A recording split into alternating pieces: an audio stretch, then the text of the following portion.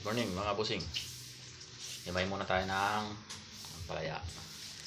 At tayo magluluto ulit ng balatong.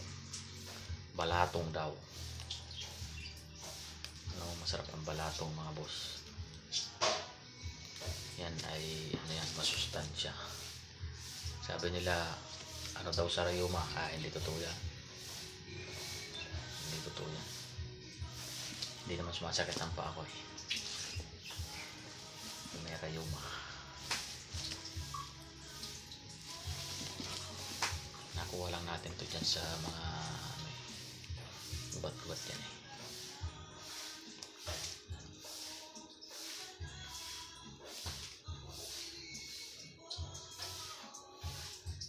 Puso mo.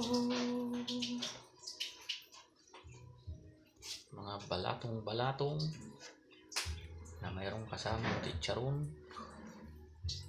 Ayos.